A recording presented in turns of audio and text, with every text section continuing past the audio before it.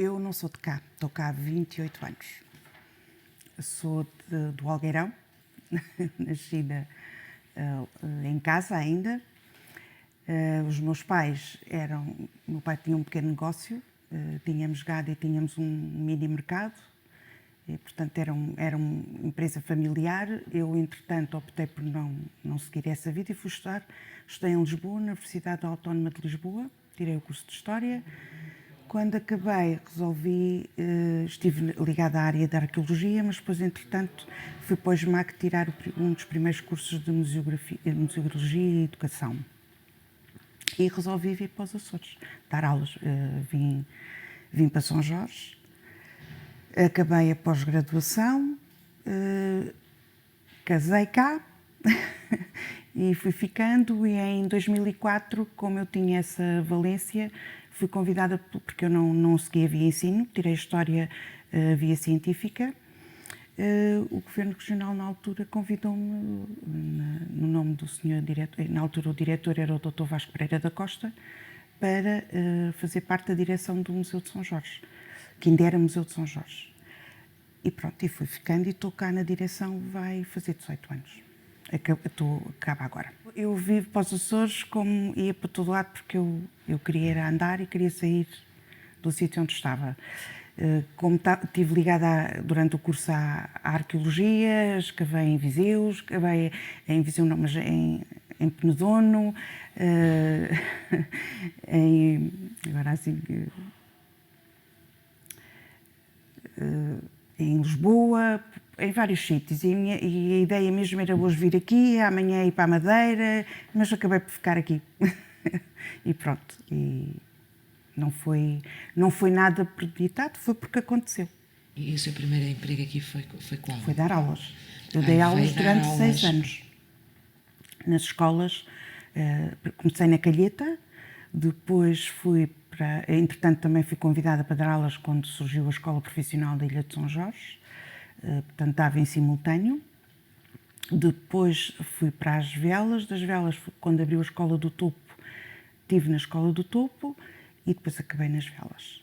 Mas tive depois, quando fui convidada, já não estava a dar aulas, porque eu, como não era de via ensino, pronto, não queria sair daqui. Entretanto, já estava casada, já estava a programar ter filhos e não ia andar com a casa às costas. Não era de todo. Foi uma experiência interessante que me ajudou depois muito. Quando eu vim para o museu, éramos 4 pessoas. O espaço não era este espaço é recente. Era uma casa pequenina e eu é que fazia a parte do serviço educativo, porque a minha formação depois é museologia e serviço educativo, e ajudou-me, a parte de ter dado aulas ajudou-me, mas de todo não é a minha vocação. Foi interessante, aprendi muito, tenho alunos que ainda hoje já estão casados, já têm filhos, Fui ao casamento de muitos deles, mas não era, de facto, o meu objetivo nunca foi esse. Em 1900, eu casei em 96, eu vim em 94, 95, salvo erro. Okay. Como é que foi qual foi a sua percepção, a sua primeira impressão a chegar alguém que vinha? Já tinha vindo cá? Não, já tinha vindo aos Açores, mas São Miguel, tinha vindo a São Miguel de férias. Eu era uma aventureira, não tem nada a ver com a Virgínia que vocês estão a ver agora. Eu tinha cabelos compridos, pintados de vermelho, portanto, tudo o oposto do que é agora. Eu vim numa de aventura mesmo, estar aqui um ano, entretanto também fiquei colocada na Madeira, não fui para a Madeira e fiquei penalizada, na altura nós ficámos penalizados quando recusávamos um lugar. Não fui porque depois eu fui muito bem recebida aqui. Aliás, eu quando vim viver para casa de uma família, portanto, o meu quarto, e eu fui adotada como filha, foi da casa de onde eu casei, portanto, e não tive, para mim eu fui sempre muito bem recebida pela comunidade, eu nunca fiz parte, como é que as pessoas chegam e às vezes integram-se dentro do grupo dos professores, não, portanto, eu lidei sempre mais com as pessoas locais do que propriamente até com os colegas, não quer dizer que não tivesse, mas tive outra ligação diferente e, portanto, não me custou nada. adaptei perfeitamente bem. Eu também estava habituada a ir para a aldeia, para Penedono, na Beira Alta, portanto, aqui tem mais movimento que lá. Portanto, a mim não... Eu gosto de sítios sossegados. Não, o que não quer dizer que não gosto de Lisboa, porque também é um sítio que eu gosto de Lisboa, sobretudo ao fim de semana. Houve diferença, claro, não é? Para já, nós podemos estar num sítio pequeno, num continente, mas deslocamos-nos da mesma forma. Não é rápido, pegamos no carro e vamos. Aqui não é bem a mesma coisa. No início, por exemplo, posso-vos contar uma história, uma coisa que me impressionava era quando... eu posso-vos dizer que nunca tive chave de casa. Pronto. A porta estava sempre aberta.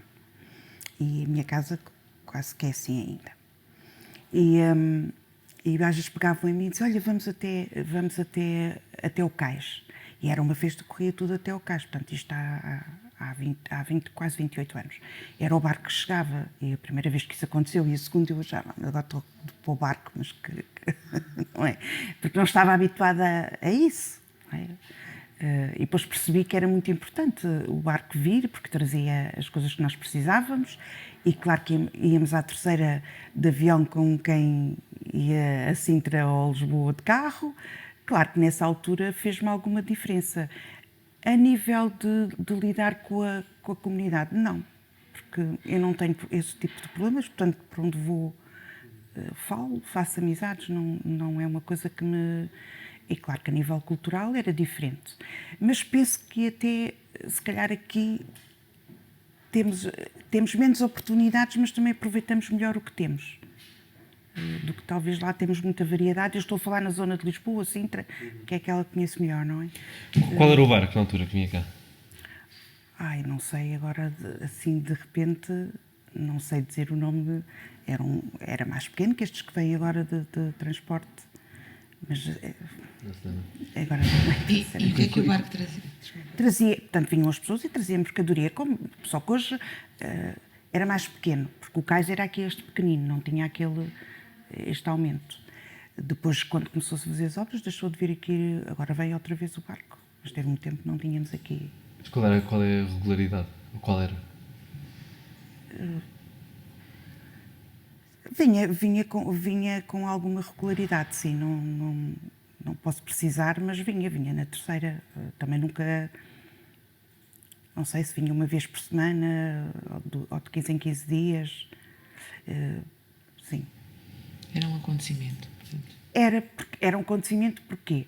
Porque trazia os mantimentos, não é? E as pessoas saíam mais de barco. Depois acabou por... essa parte aqui na Calheta morreu um bocadinho, porque depois, entretanto, acrescentou-se o porto, agora veio o barco de mercadorias e no verão vem aqui também, não é? Já volta a ver essa, mas já é diferente. Eu noto que já é diferente. Aqui na ilha, de há 28 anos, esta parte, nota grandes diferenças? Há menos gente. Adquirimos mais coisas, não é? A nível até pessoal, não é? As pessoas hoje quase todos têm a sua casa, a construção, eu já havia uma construção nova, já tinha havido o Abalo de 80 e a partir daí houve uma grande transformação e eu já assisti a isso. E agora nos últimos anos, sim, os jovens têm adquirido casa, a minha geração. A nível cultural, o próprio museu foi trazendo outras coisas, surgiram, veio gente de fora, traz espetáculos, mas há menos gente. E isso faz falta. Se adquirimos umas coisas, uma melhor qualidade de vida, também perdemos um bocadinho o facto de não ter pessoas, essa qualidade de vida acaba por ser, no meu ponto de ver, um bocadinho restrita. Porque depois não conseguimos não conseguimos criar postos de trabalho, não é? Porque o que há é tudo muito precário e as pessoas saem, os estudantes saem e não voltam. Estava a falar de que houve alterações com a vinda aqui com a construção do Porto da Calheta. Que alterações? Sim, nessa altura não vinha barco. Por exemplo, agora estamos outra vez e só no verão agora é que se faz, é que se apanha aqui o barco para ir para a terceira, por exemplo. Antes não, era mais regular. Antes era mais regular. Okay. Portanto, a construção do Porto Não... Foi sempre, foi necessária por causa da parte de carga e descarga. Era necessário fazer. O museu começou por ser casa etnográfica. Portanto, houve pessoas da comunidade que tinham algum poder, ligados às câmaras. A senhora foi deputada, a Dona Regina, Tristão da Cunha, portanto, várias pessoas da sociedade, por assim dizer, sentiram a necessidade de criar uma... Quando surgiu as casas etnográficas, depois em 92 passou a Estatuto do Museu e passou a pertencer à Direção Regional da Cultura, não é sempre ligado à parte do Governo. Quando eu entrei, pronto, tinha-se tentado renovar, não havia exposições de longa duração, não havia serviço educativo, havia uma ecoteca, que era um projeto de uma anterior diretora, e, portanto, quando o Governo me convidou, foi precisamente para começar a mexer com a comunidade e trabalhar com a comunidade.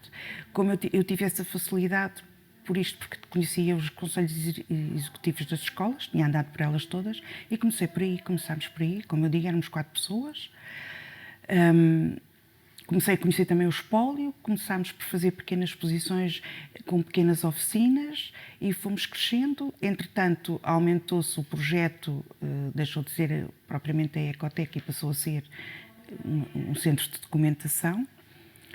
Comecei a ter verba também, porque o Centro de Documentação do Museu acaba por dar apoio às escolas e, nomeadamente, à biblioteca do município de Velas, que é a única biblioteca que existe, tirando a nossa, e, portanto, começou a crescer.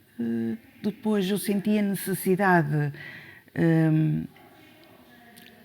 de crescer o projeto, de alargar o espaço, e tive a sorte que quer os presidentes do governo anteriores, quer os próprios diretores, todos concordaram e surgiu a ideia de criarmos um novo museu.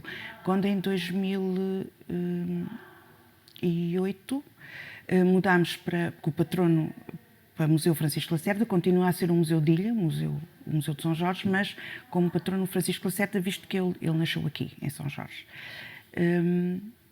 Essa vontade de crescer aumentou e tive o apoio e acabámos por criar este espaço que ainda não foi inaugurado, mas que está, e que ainda estamos a acabar de construir. Portanto, agora já trabalhamos muito com a comunidade. O projeto foi crescendo.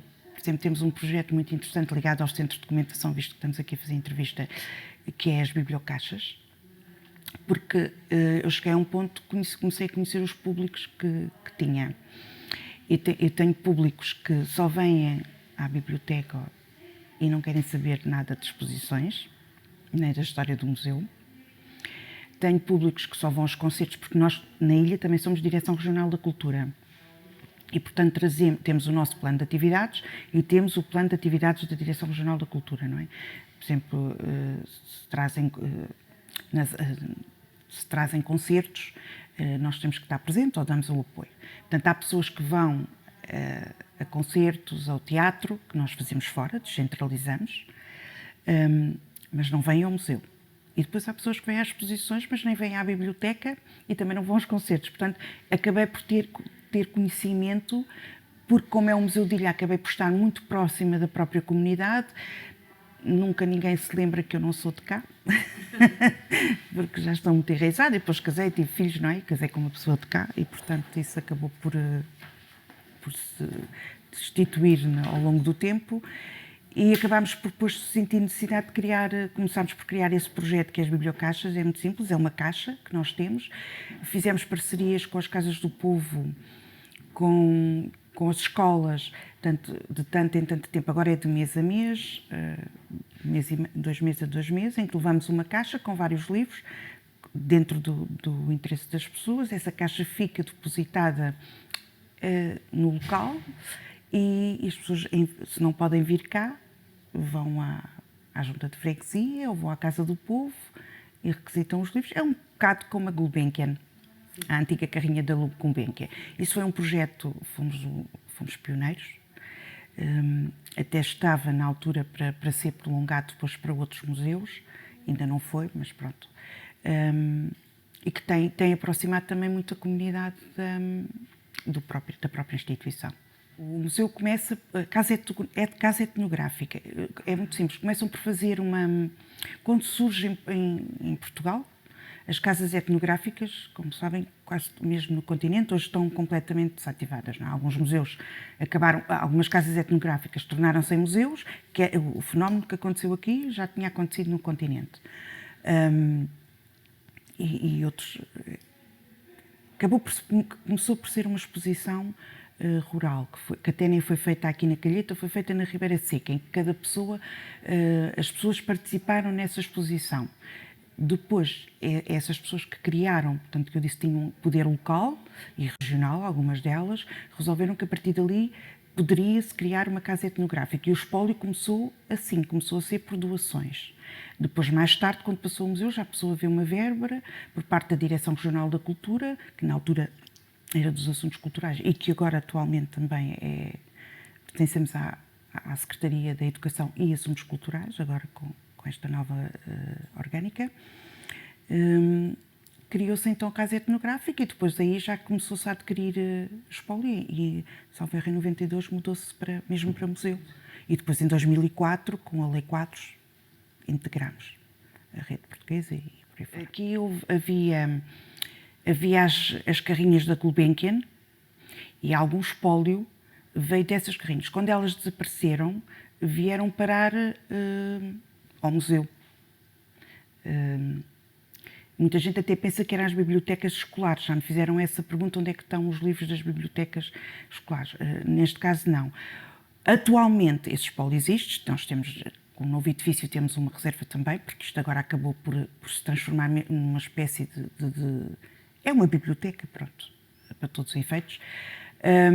Então, nós depois, a partir de determinada penso que 2008, 2007, por aí, passei a ter uma verba própria para adquirir livros e o que é preciso para a biblioteca em si. Portanto, acaba por ser um único organismo, um único museu de ilha e regional que tem um centro de documentação, mas que é mais do que um centro de documentação só para cientistas ou para... Não, acaba por estar alargado a toda a comunidade. E quem é Francisco Lacerda? Francisco Lacerda é um dos maiores compositores portugueses do finais do século XIX, princípios do século XX. E nasceu na Ribeira Seca. Foi para Lisboa, Lisboa foi para Paris e esteve na Suíça e é um dos melhores. E a marca dele continua a estar presente neste... Sim, neste museu está. Neste momento, nós não temos, como eu vos disse, o museu estamos aqui há um ano. Porquê? Porque depois do edifício estar pronto,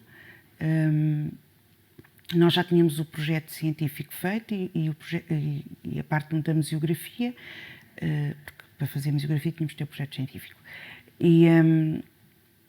Pronto, e depois é posto a concurso, como sabem, isso tudo. Entretanto, mudou de governo, as coisas atrasam-se um bocadinho.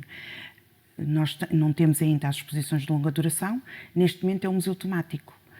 Nós vamos ter dois grandes temas, que é a música, porque São Jorge é uma das ilhas muito ligadas à música, nomeadamente às filarmónicas. É onde existe, que nós no continente chamamos bandas, mas é um dos sítios onde existe em proporção, em relação à população. Nós temos neste momento 14 filarmónicas ativas e nós somos 8.000. Para vocês verem a importância que isso tem. A música, a filarmónica é uma escola. É uma escola de princípios e de ensino também. E até de entreajuda. Portanto, tem uma importância muito grande em São Jorge, também nas outras ilhas, mas eu conheço bem a realidade de São Jorge e penso que será dos sítios onde tem... Também se calhar estou a puxar um bocadinho a brasa à minha sardinha, mas que eu acho que de facto tem uma importância muito grande. Depois temos a música popular, não só jorgense, mas açoriana. Portanto, os nossos temas vai ser a música, temos 5 salas de música. Temos as filarmónicas, onde vão estar todas as filarmónicas da região representadas, porque quando surgiu eu tive a oportunidade de poder fazer e criar os temas à vontade, não tive restrições por parte de nenhum governo. E o que eu pretendia era que não fosse apenas um museu de ilha só local, acabar com essa ideia, ser também, mas passarmos para fora, porque só o edifício assim o merece.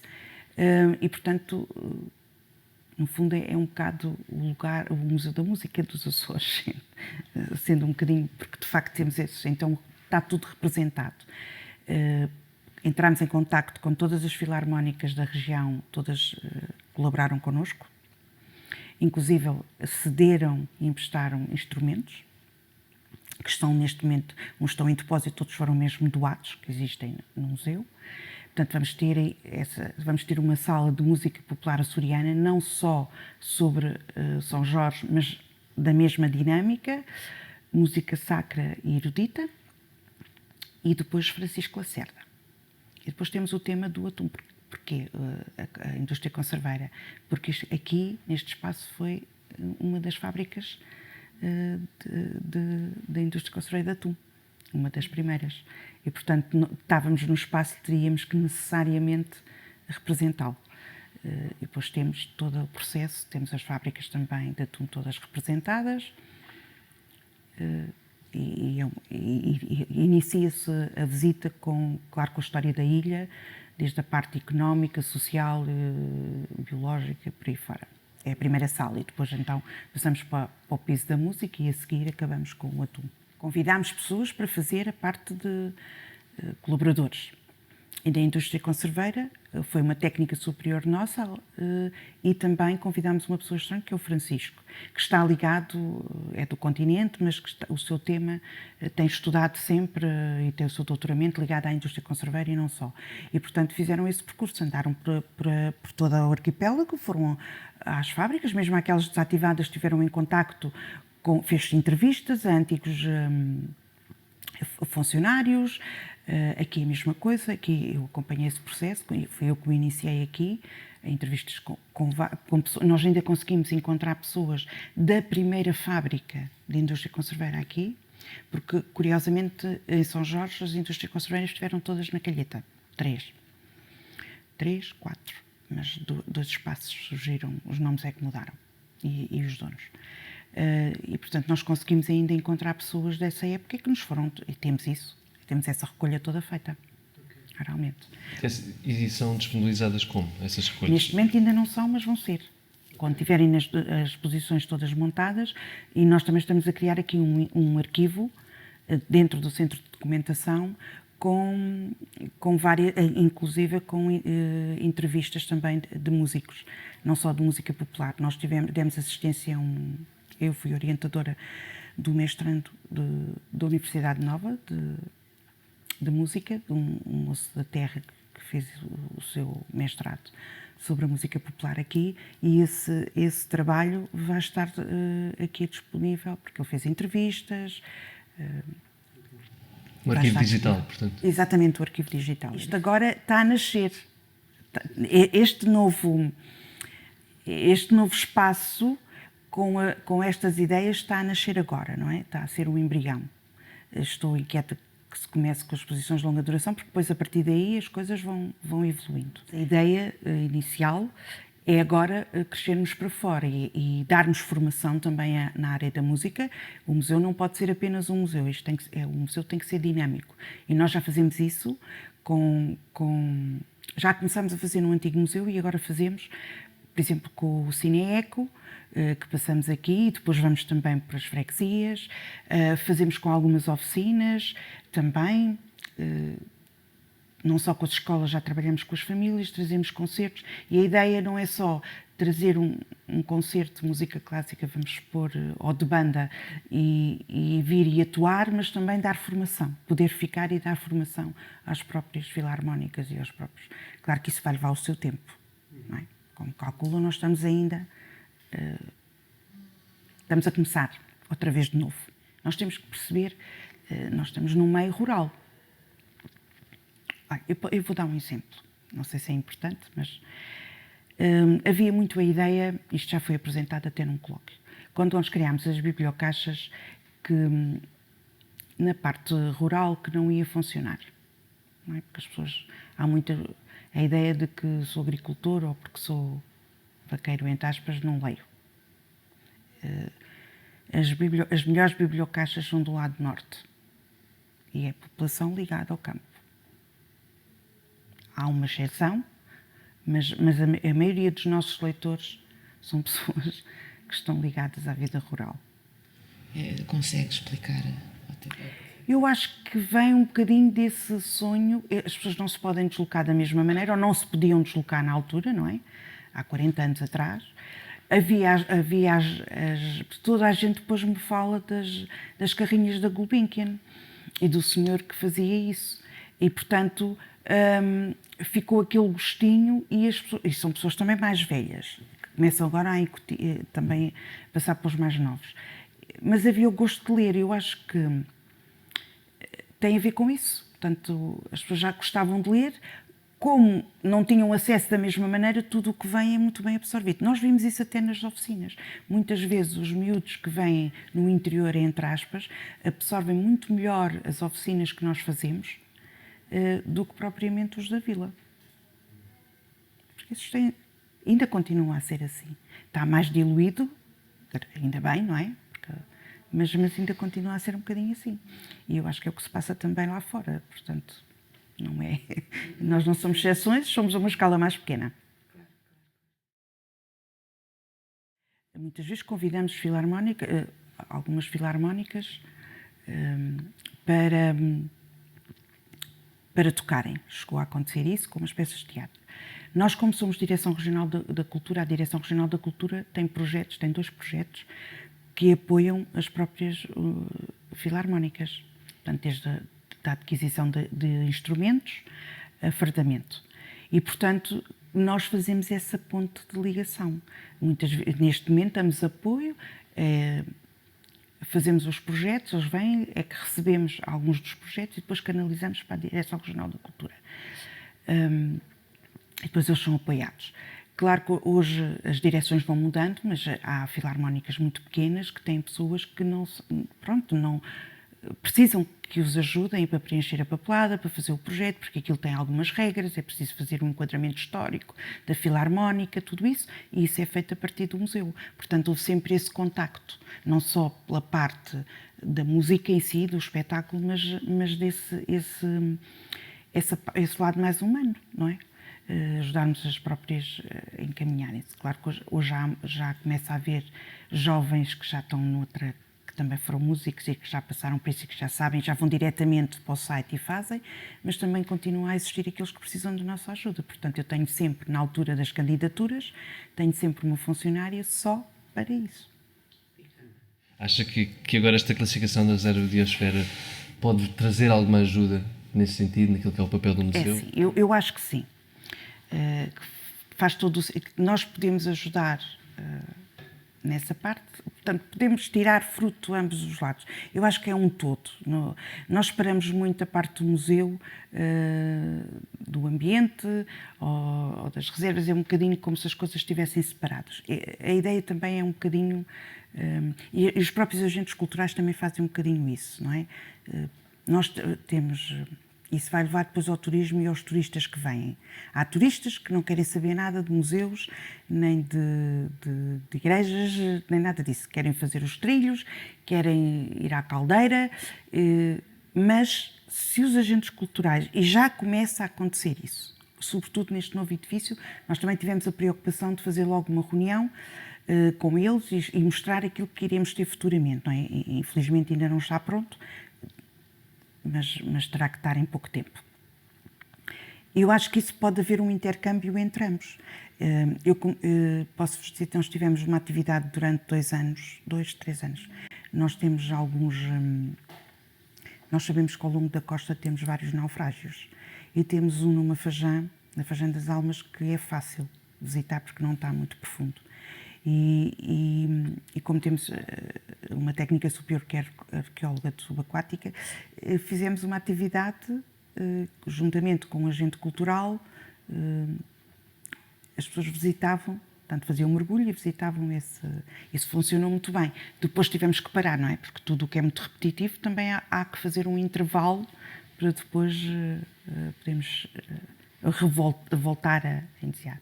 Nós temos aqui um trilho, que eu ainda não abri à comunidade porque é preciso ter alguma segurança e, portanto, eu acho que isso tudo acaba por estar interligado e que nos ajuda. Se o museu tem participado diretamente, sim, eu tive numa ou duas reuniões, depois, entretanto, também por questões pessoais não podia ir. Acho que isso vai acontecer naturalmente. O Museu de Ilha, nós estamos divididos em duas escalas, para vocês perceberem. Temos os museus regionais, que funcionam um bocado como os museus nacionais, para perceber. E temos os museus de ilha, que são os museus pequeninos da localidade. Pois agora há os municipais. Nós temos um museu já municipal na ilha, que é no outro concelho, por acaso foi um projeto que eu participei. E falta o Museu do Queixo, que gostaria de ser o último a fazer. Vamos ver. E os museus de ilha têm uma proximidade muito maior com a população local e com as outras instituições que não têm um museu regional. Porquê? Porque está na cidade, por exemplo, quer em Angra, quer em Ponta Delgada, quer na Horta, eles não fazem o papel de direção regional da cultura, porque até neste caso é a biblioteca que faz na Horta, salvo erro, porque estão as outras instituições lá que os representam, não é? Nós não, nós aqui também fazemos esse papel e, portanto, tudo o que é apoios, tudo o que é candidaturas vem-nos calhar à mão e, portanto, acabamos por ter um público que não é o público que vem ao museu, mas que nessas alturas vem e que acaba indiretamente ter um contacto com ele. E nós acabamos por conhecer as pessoas e acabamos por lidar, porque conhecemos toda a gente e uma das coisas que nós temos é as reservas visitáveis. Como ainda não temos as exposições de longa duração, nós pusemos as reservas para ser visitadas. Depois terá que haver um outro controle, por outras questões. E as pessoas já não se lembravam o espólio que nós tínhamos, por exemplo, da cerâmica. E muita gente deu cerâmica para cá. E até achavam que tinha desaparecido, por exemplo. E agora, quando vinham visitar, porque eu abri e disse não venham visitar o edifício, agora a ansiedade não é, já conhecem o edifício e a estrutura, agora querem ver quais são as outras exposições que nós vamos criar e que infelizmente ainda não estão prontas. Que importância é que acha que a reserva da biosfera pode ter para São Jorge? Eu acho que vai sempre, desde que as coisas sejam bem feitas, vai sempre trazer mais gente. Portanto, nós precisamos de gente, precisamos de trocas, de conhecimentos. Temos é que saber fazer as coisas como deve ser e acho que é dentro disso. E preservamos também a nossa própria... Temos um maior cuidado com aquilo que é nosso.